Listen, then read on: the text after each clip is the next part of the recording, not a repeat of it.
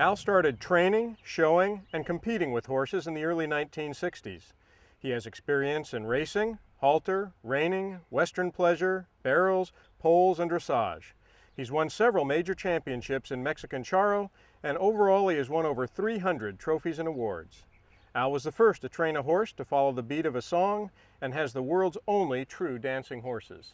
To all my friends around me, I'd like for you to know this golden horse I'm riding is going to do a show. And when he hears the band play, he likes to jump and prance. And when he hears a cumbia, you know he wants to dance. Hi, I'm Al Ragusin. I'm here to introduce you to my method of training that I have developed over 47 years of training horses. It comes in 3 phases. The first phase is to know your horse, know how he thinks. The second phase is the equipment that I use. And the third phase is my method of using that equipment to communicate with my horse. I've been asked for years by people that have no experience on a horse if it's possible for them to train and ride their own horse. And yes, it is. In this series of videos, I'm going to explain my method of training your horse. First, we're going to understand the horse. This is really important because you really have to know where he's coming from. He has herd instinct. He was born with herd instinct, even though maybe he never was part of a herd or never ran with any other horses. But he has the herd instinct. It's born, it's natural for him. Perhaps his father, his grandfather weren't born in a herd either. Let's start off, number 1, with understanding your horse. Like I said earlier, he abides by herd instincts. Herd instincts is that one's going to lead and the others are going to follow. You'll have an alpha male that actually is the leader of the pack. Let's take this round pen behind me, for instance. This is where we're going to show him that we're going to be the leader. Let's give you an example. Let's say, for instance, that we turn him loose and I grab a whip and I pop it. That's the cue. Then I'll reach over and I'll tap him with that whip and irritate him. Not hurt him, I didn't say hit him, I just said tap him with it. He walks away from the tap. Then every time he hears you pop it, that is the cue for him to move away. That is taking command. If you pop the whip and don't touch him with it, he's going to take over by coming at you or showing other examples of resistance. So you need to show him, I pop the whip and then I'm going to tap you with it.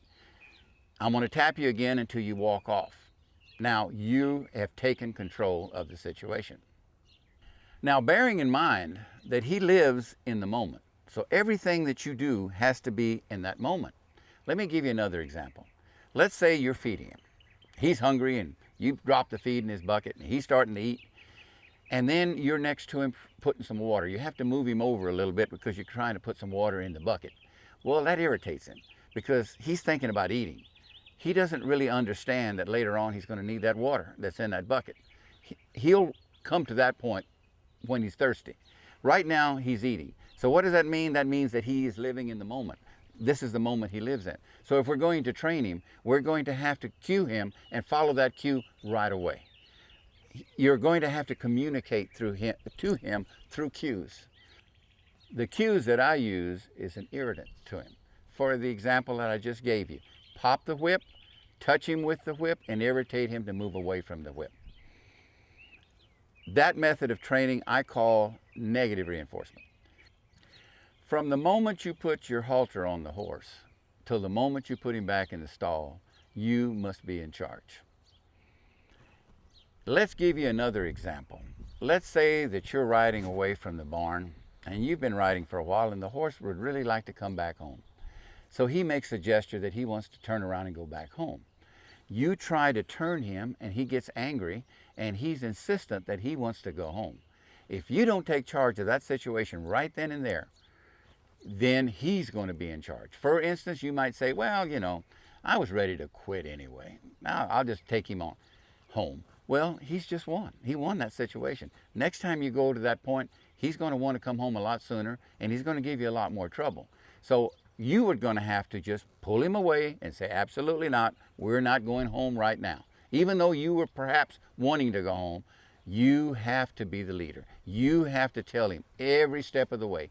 And he will challenge you whenever you go to train him. Like, for instance, on the round pen, let's say that we're with the whip and we pop and we whack him or we touch him with the whip. And that irritates him and he moves off. And then may come back and he'll stop and say, well, I'm not going to let you pop it and you're going to have to tap me because I'm not going to move. He's challenging you. So you have to pop him again. After 2 or 3, he'll say, okay, I'll go ahead and move. So that is the point of the horse. That's how he thinks. That's how he lives. You have to tell him each step of the way what you want. So you might say to yourself, I'm not sure what I want. Well, that's why we're taking you through these 3 steps. This is what you have to do. You have to, number 1, communicate with him. You got to understand him. But most important of all, you got to accept him for what he is. He is a horse and he thinks like a horse. So we, in a way, have to think like a horse in order for us to communicate with him. He will constantly be challenging you. You're going to have to enforce the cue several times. I've told a lot of people in my dancing horses that even though my horses have been doing this for so many years, they know the routine, they even know the music that I'm going to use. But there are times that he says, you know what, I don't think I want to do it. So I'm going to have to use a little negative reinforcement and say, oh yes, you're going to have to do it. Not because there are thousands of people out there, but because I'm in charge and I'm asking you to do this. They get into a state of mind that after a while, they say to themselves perhaps, okay, let's just go ahead and go do this thing so we can finish. Like my horses, I've been riding them for so many years that they already know the routine. They say, okay, let's go do the routine, and that way if I do it correctly, I know it ends and I go home. Until they get to that stage, you're going to have to constantly reinforce the cues because that's the nature of the horse. He's constantly going to try to be getting out of it. But if you stay on top of him and keep the cues going, you won't have to do any excessive probing or any excessive cueing because you're saying, no, that cue was given to you, please follow it now. I would like for you to meet a friend of mine from Lavernia, Texas. Her name is Shirley Lopez, and she's been using my technique for many years. She's going to work 2 horses that have never been worked in the round pen before, and we're going to show you the difference between a leader and a follower. I'm Shirley Lopez, and I have here today a 2-year-old Apache, and I have an opportunity to only watch him in his herd. He runs with 2 other horses, and he seems to be low man on the totem pole. And what I do is prepare horses to be ridden. And what we do is put a foundation on them that they can always go back to and be prepared to ride. And that's what we'll do today with him. We're going to first get him to move off into a circle.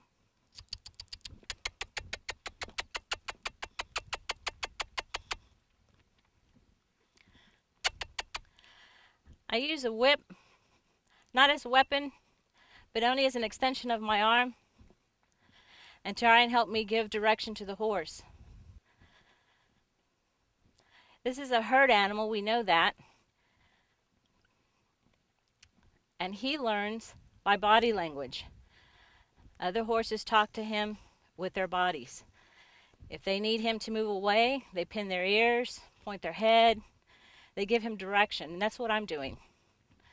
I'm establishing the order.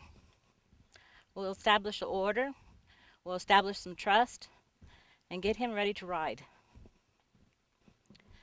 I will pop the whip, make a sound as his warning. Now, if he doesn't pay attention to the horse with warning signs, they will reach out and kick him to get their point across. I'm not going to kick him, but I may tap him with the whip to let him know that his attention needs to be focused on me. I must have it.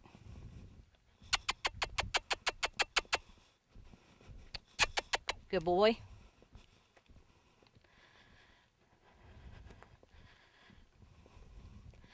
Not all horses are going to be quite this easy. It depends on their pecking order. Depends on a lot of circumstances. As I stated earlier, he is low man on the totem pole out of 2 other horses besides himself. So he's used to obeying. They can obey. It's not to say that he won't challenge me, because he may say, you know what, I'm tired of being low man. But he seems compliant.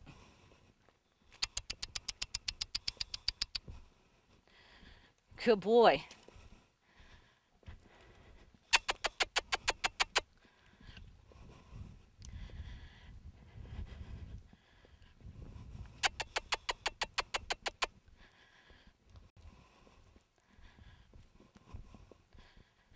He's done everything that I've asked him to. Keep his pace.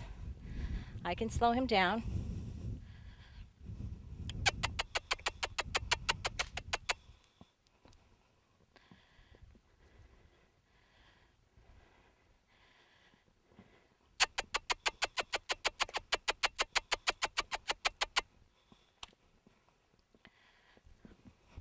And we can speed him up. So we've established the order. He's a pupil, I'm the teacher.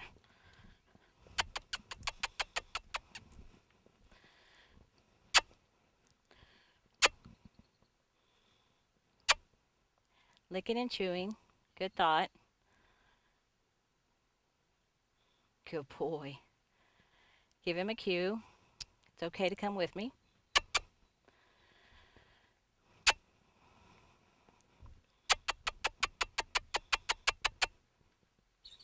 Good boy. Extend the cue, let him know what it means.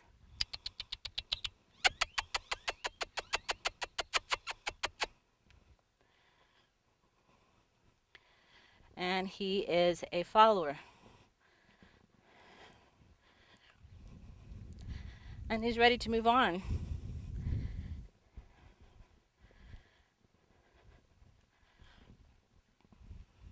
Good boy. Now that we've established the order with Apache, we're going to move on and prepare him for saddling. And what we're going to do first is use a blanket and give him all the things that we can to accept a saddle. And this is to help us not set him up for failure. So let's get his blanket and start.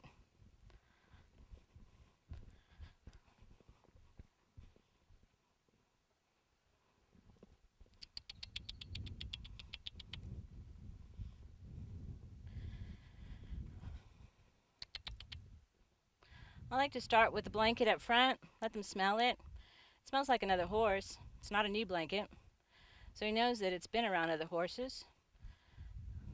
Let him accept this up front. This is where they go down and feel grass. They do everything with their whiskers, and so this is where their point of curiosity begins. So he's doing this pretty well. We'll move up to his neck. Still let him smell it. It's the same blanket. Good boy. He has to understand when he's done something good, so I will rub him a couple times. He's still getting used to the blanket. If we just take an extra 5 minutes to help him with his fear, he'll learn to accept many things. He's not comfortable yet on his neck too much, so we'll go back to where he is comfortable on his face. And then move back to the neck. So we're okay now. Good boy. Let's move a little further. He says, this is not hurting me. This ain't too bad.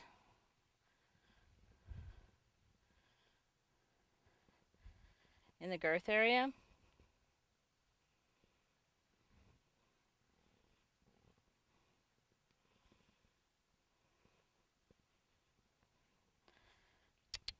I need him to pay attention. We have to remember that he's a 2-year-old, same as probably a kindergarten student. Attention span is not very long. So we got to call his attention back. Good boy.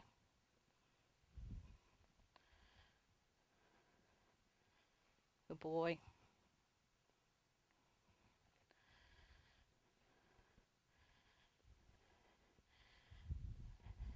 Now I'll slide this blanket off, begin to teach him that this is how the saddle feels when it comes off.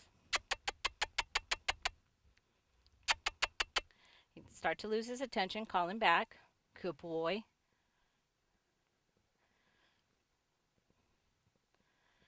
We'll try again.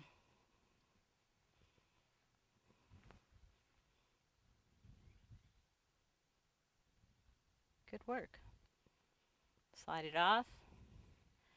That's how we pull our saddles off. Get him used to all these movements. He doesn't even know we're teaching him or preparing him yet for things. All he's worried about is if I'm going to hurt him. And I'm reassuring him that I'm not.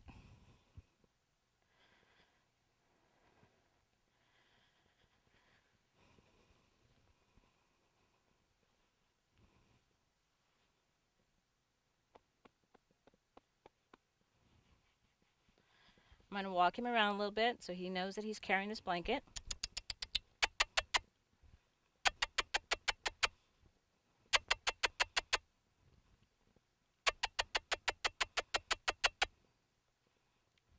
There you go. He didn't know what to think. If I move, will it bite me? So we're letting him know, no, of course not. Just get him past his fears. Trust, establish some trust. Very good. Very good.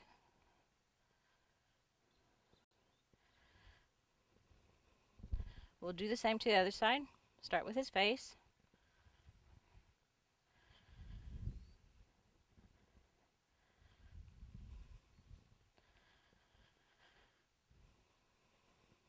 Horse has two sides of the brain. One side does not tell the other side. That's why sometimes you see a horse that sees something spooky on this side. He goes in the opposite direction and he sees it on the other side and he jumps again. His brain has not told him that that spooky thing was on that side. So he has to figure everything out for both sides. Good boy.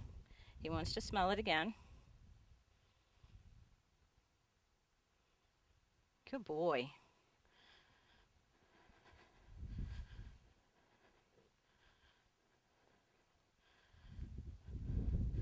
This horse has never been saddled before, so we want to make this as pleasant as possible. And it's very easy to do if you just take a little time to get him past the fear. Pull it off like you do a saddle.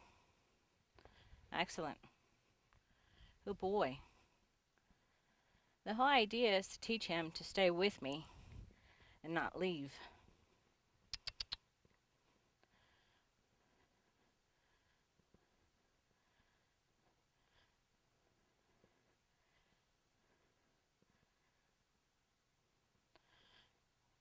Easy. Good boy.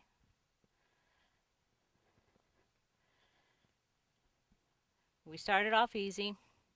Now we'll fling it up there because that's mainly what you do with your saddle. You toss it up. Easy. We don't want no surprises for him. Try not to set him up for failure. Easy. Good boy.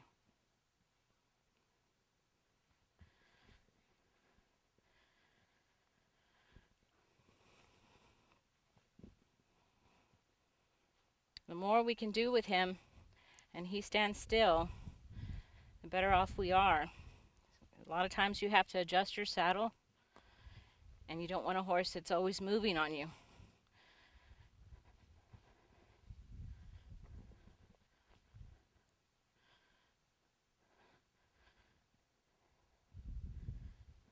Good boy. Good boy. It's important to get in this girth area because he is going to be girded up. Teach him that we can reach down here and pet him, and we can always reach for his girth.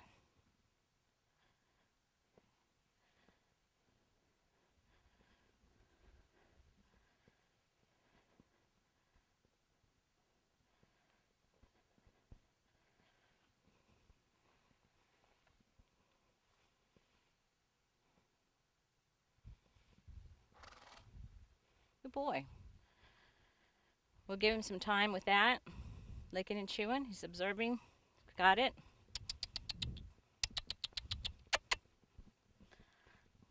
Take his mind off of what we're doing.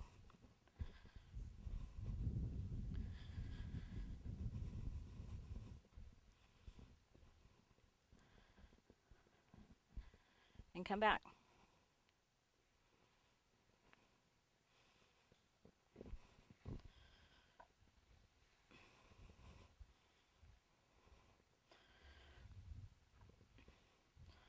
Now, Apache has not been to other trainers.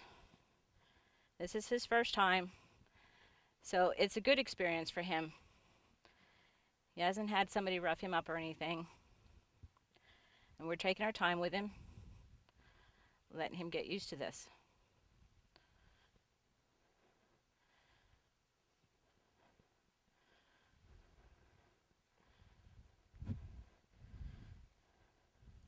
Good boy.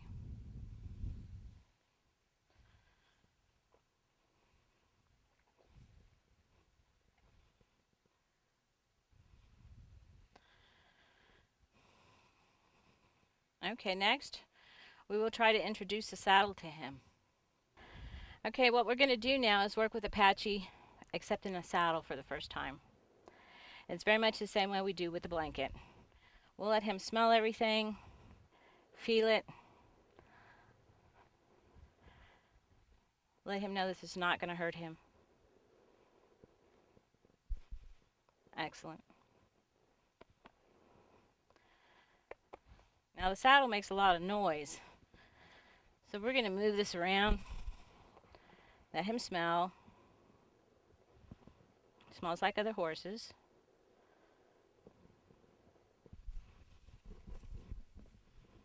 Let him feel.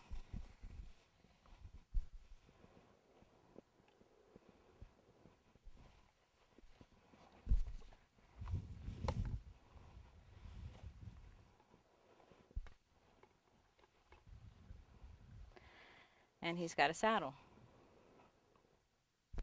Good boy.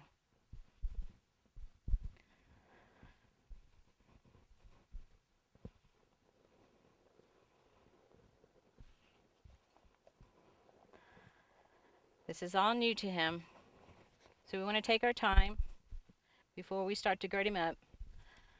Let him see that, smell it, feel it.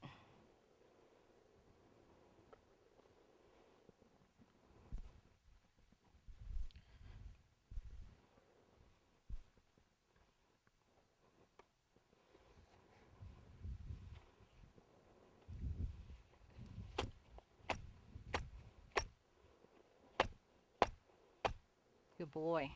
Let him know that's a good answer, because he didn't run off.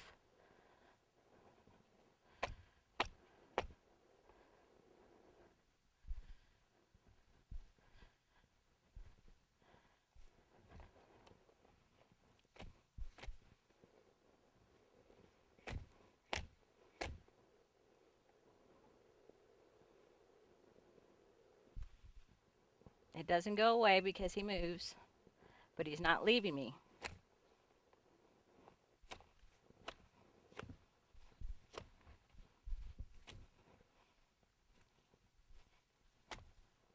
Easy. Easy. Easy. Easy.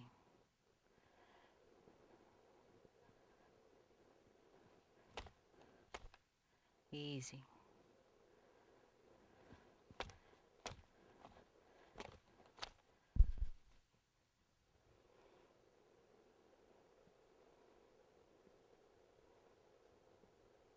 I'm not trying to rush him.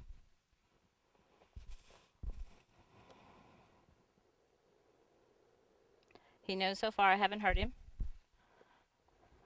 We've let him think on his own.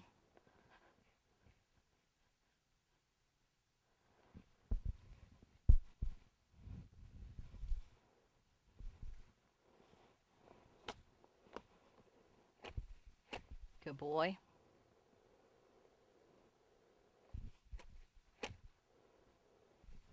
Good boy.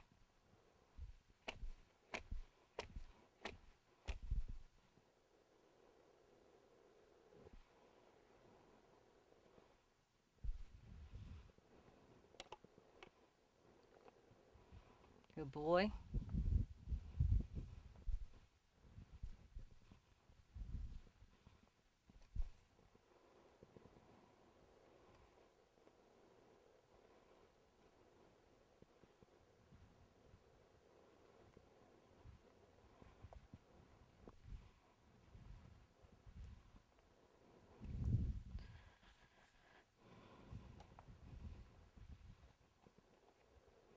He's a little more uncomfortable, as you can tell, on this side, because this is the only side that he continues to move away.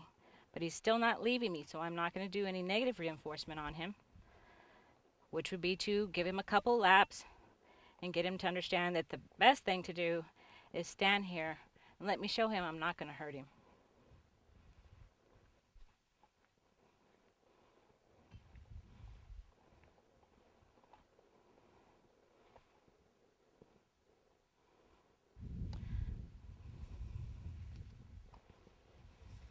Same way we remove the other blanket, we've taught him to accept that. And it wasn't so bad, he still comes back for more. Good boy. And we'll go again. First just blanket. And these steps are only on initial to introduce all these things to them. Give them a good foundation, a good experience.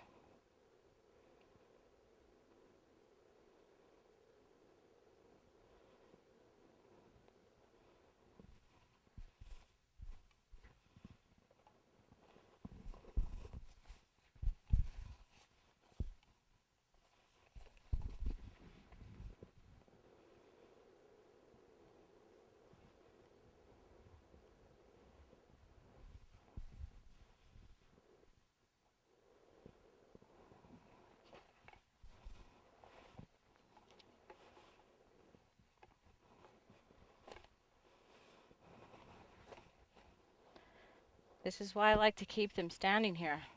I don't have anything on him. He can leave anytime he wants to.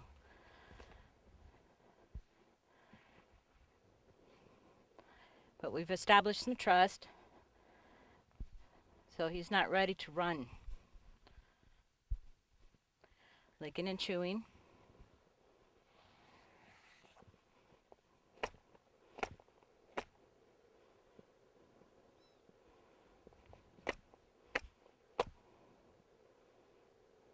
Good boy. Easy. Good boy.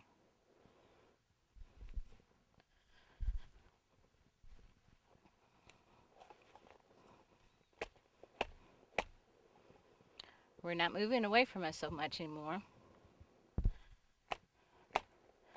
If you remember, he was dancing around. Now he's gotten more comfortable because we took a little bit more time, just a couple more minutes. Take it off and put it back on. He understands this is not going to hurt me.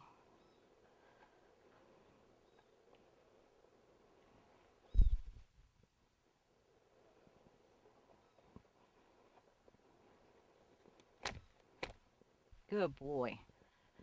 Good boy.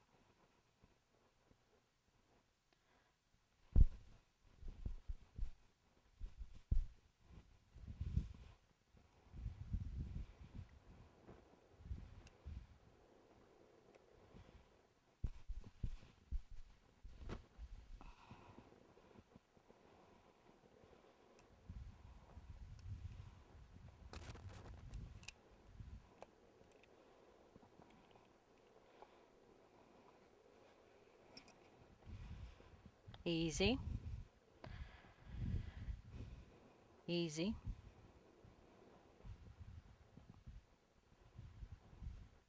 Easy. Good boy. Good boy.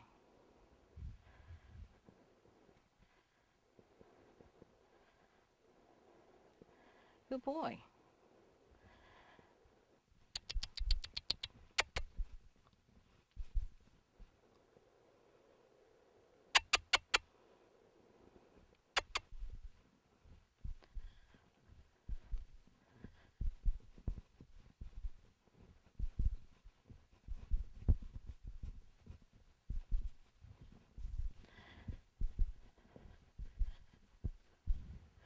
Good boy.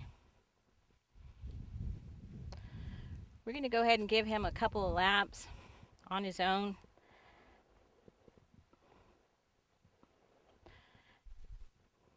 And he may go to pitching a little bit. But as you can see, his first saddling was not too hard. We had just him move off on us a little bit. But we took our time and gave him a good experience. We didn't hurt him. Didn't scare him.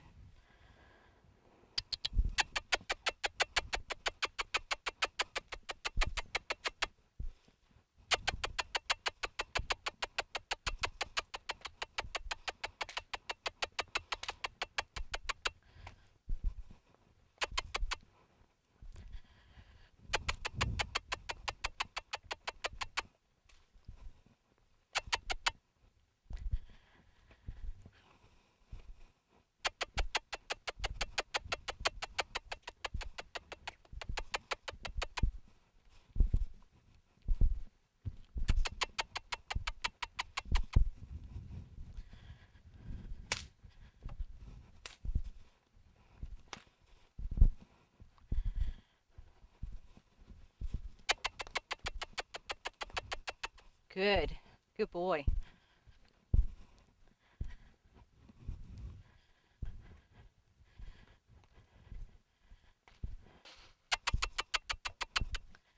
We get him to do some inside turns.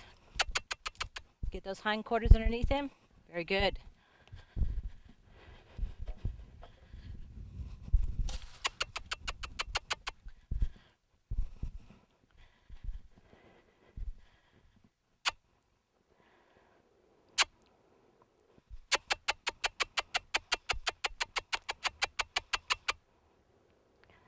He already knows what this means.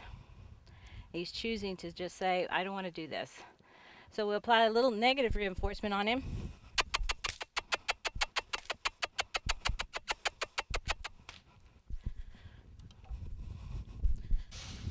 Put some pressure.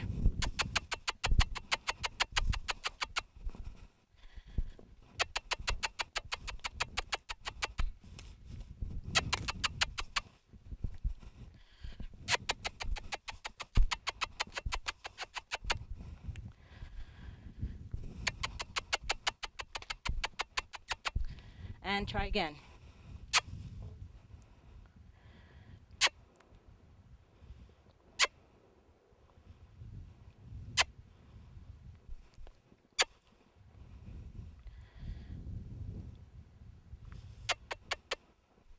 Come on.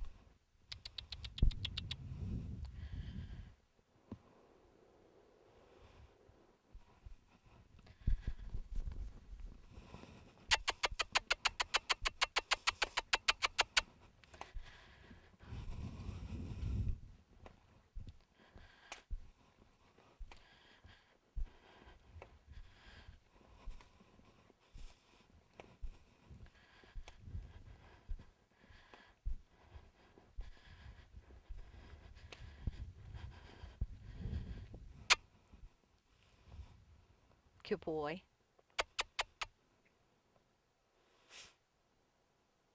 Good boy. Come on.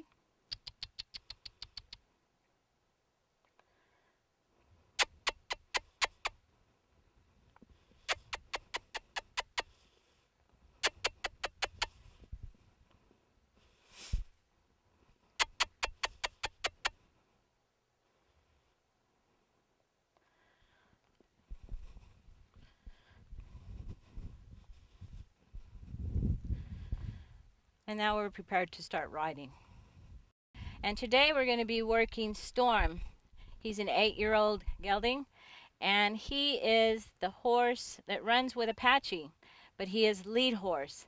So we're going to give you an idea as far as personalities. Storm here is boss horse.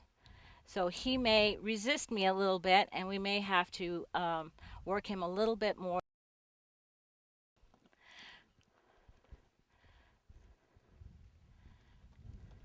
Now he's running on his own. I'm no longer directing him.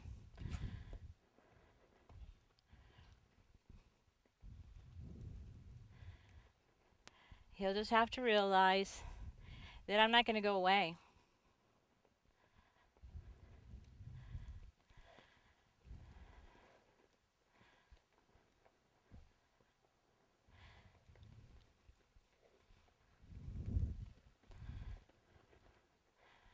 Okay, we've gotten that out. Maybe not.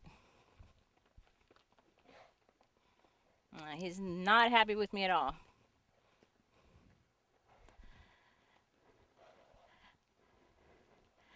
He's trying to show me that I am not going to run him. But we are already doing that.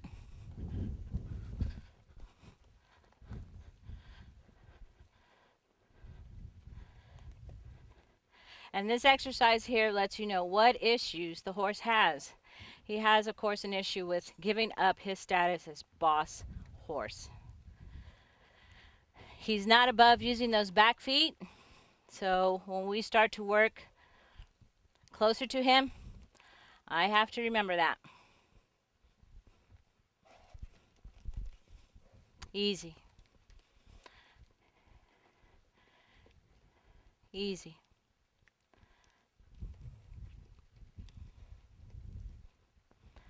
If you notice the horse's head is very challenging.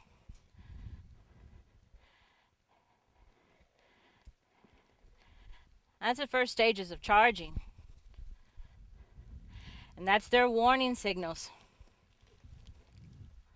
to other horses.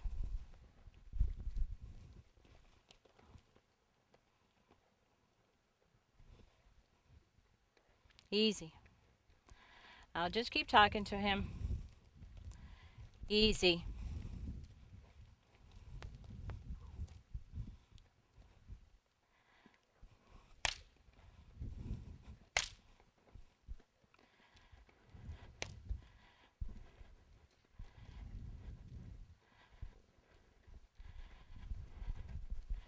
Now I prefer not to work a horse down. He's doing this totally on his own.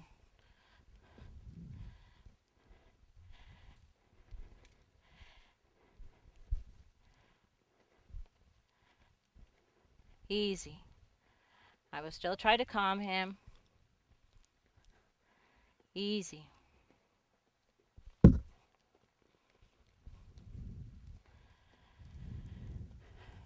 And this is only a display of this horse not willing to let go of his status very easily. He is used to being boss horse. Because I move him. And he'll have to get used to that.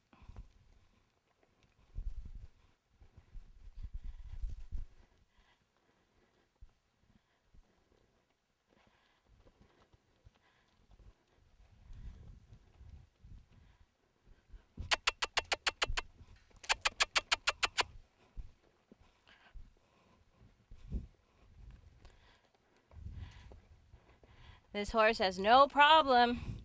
If you get in front of him, he will run you over because he is not going to give this status up without a fight.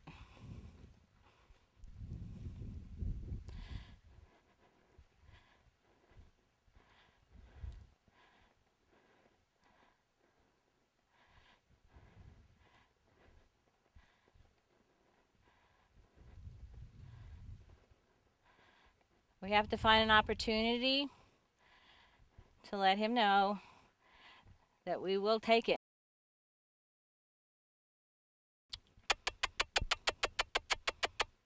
Good boy. Good boy. Yeah, I'm not going to hurt you.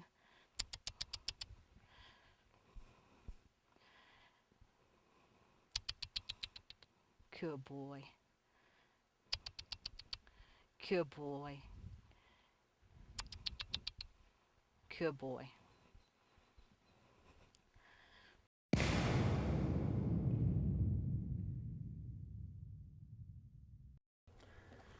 Now you just witnessed Shirley working these two horses. Even though they're both stable mates or running the pasture together, one is a follower and one is a leader. You noticed how the follower was quick to adapt because he's used to following. The leader, it was a little bit longer. He wasn't willing to give up his leadership. She had to be persistent, and she had to cue him and make sure that that's what he understood, that's what she wanted. This is what we're going to do in this series of videos. We're going to take you step by step. We're not going to show you just the finished product. We're not going to just snap the whip and then watch the horse that he runs away. We're going to show you how we got there. Very important, because we want you to understand how he thinks and how you can communicate with him. In conclusion to phase one, you've seen the horse and how he thinks. You've seen how we communicate with him through cues and through negative reinforcement. In phase two, we're going to go into the equipment that I use.